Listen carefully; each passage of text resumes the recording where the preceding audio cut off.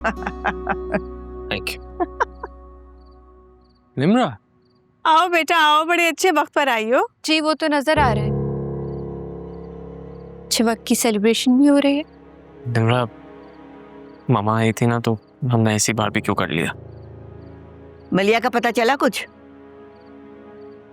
जी पता चल गया।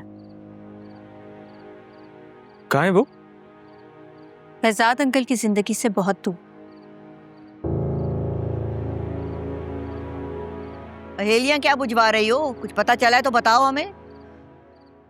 आप बताएंगी या मैं बताऊं? क्या?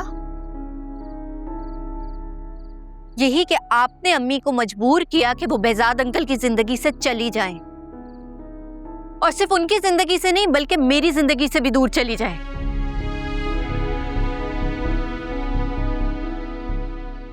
होश में तो हो तुम? सदमे ने होश में आने ही नहीं दिया, लेकिन अब आ गई हूं। डील हुई थी ना आपकी अम्मी के साथ। निम्रा, क्या बदतमीजी कर रही हो तुम? बिल्कुल ठीक कह रही हूँ। ये जब हमारे घर पे आई थी ना तो मैंने सारी बातें सुनी थी, और इन्होंने अम्मी को मजबूर किया कि ये बेजाद अंकल से दूर चली जाए।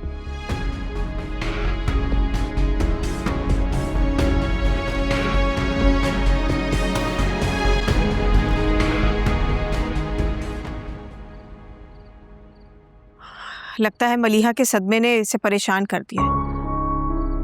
मानी, इसको इसके घर छोड़ कर आओ। कम विद मी, चलो। यही कहा था ना आपने अम्मी से कि अगर उनमें अना है, शर्म है, गैरत है, तो वो बेजाद अंकल की जिंदगी से हमेशा के लिए चली जाए। आपने तो ये भी कहा था कि आप बेजाद अंकल की जिंदगी में हमेशा के लिए वापस आ गई हैं। कैसी बातें कर रही हो तुम? मैंने ऐसी कोई बात नहीं की है।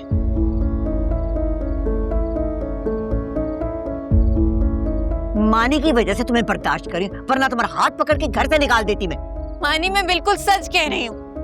अम्मी की जाने की जिम्मेदार सिर्फ यही है। निम्रा, अगर इन्होंने कुछ कहा भी है तो इसका मतलब ये तो नहीं है कि तुम्हारी मामा वाकई में चली जाए।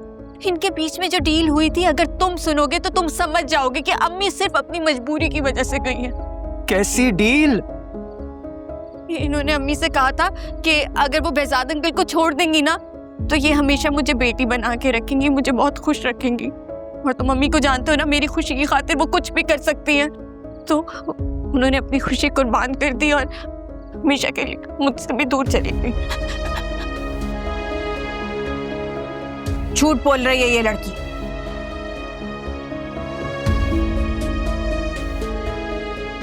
अच्छा, तो फिर रखे मानी के सर पे हाथ। तुम मामा की इंसल्ट कर रही हो, मुझे इन सबके सामने एम्बैरस कर रही हो। ये सिर्फ इंसल्ट ही कर सकती है। इसके घर से ना कभी सुकून ना इज्जत मिली।